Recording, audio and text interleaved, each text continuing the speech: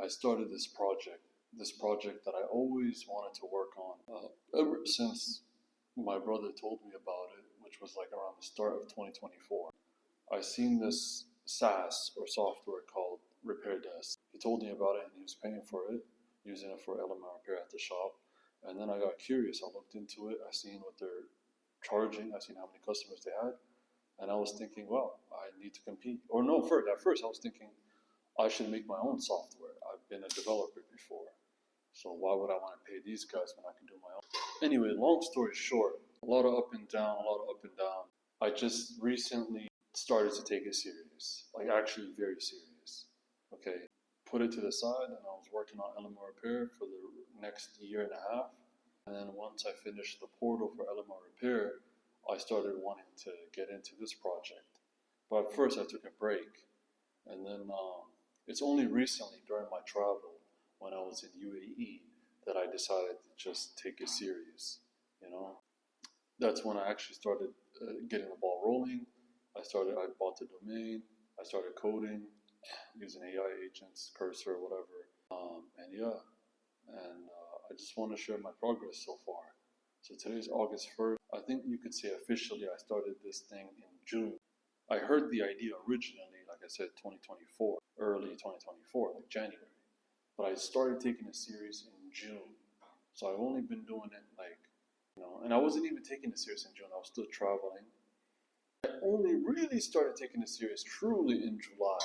So I've been doing it for a month. And I filled this whiteboard, as you can see. I broke up everything in different sections. Now the SaaS is called LML Repair Shop. Yeah, obviously not super original because my main brand was LML Repair. So I just added the shop. Yeah, so anyway, I've been taking the project very serious. And at first I was doing development. I had to get to the MVP level. And I think I got to that level. I obviously am using AI. I didn't know how to loop. I wasn't using Claude Code. I'm using Cursor, obviously. Anyway, I spent, I think, a week or two, something like that, getting the development, the MVP ready. And then after which I started doing content because I wanted to SEO optimize the website, get the content going, let it simmer in the search engine. So I did that and I knocked that out. I think that took a couple of days, a week, whatever, something like that.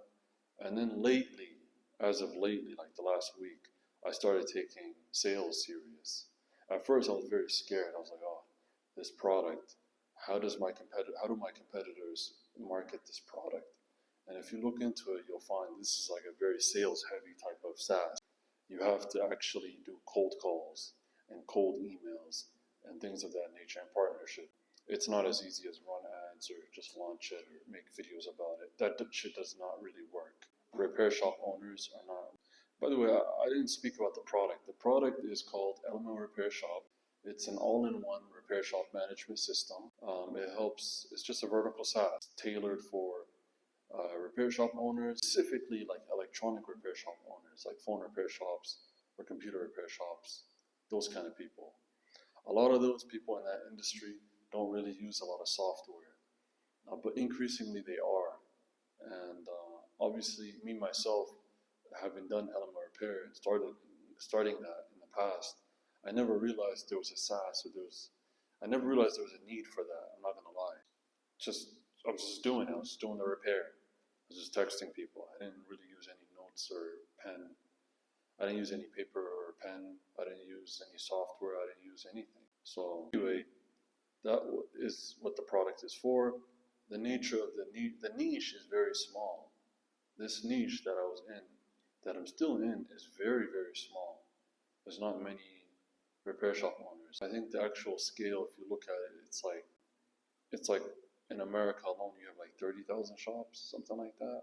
Maybe up to 50,000 if you count computer repair shops and whatnot. So, I mean, it's a size, it's quite a bit of size, but it's not too crazy. Anyway, to date right now, I have $0. The app hasn't made anything.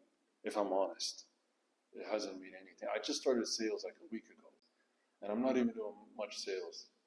But so far, if I'm truly going to be honest, I have 0 trial. We have a free trial thing going on.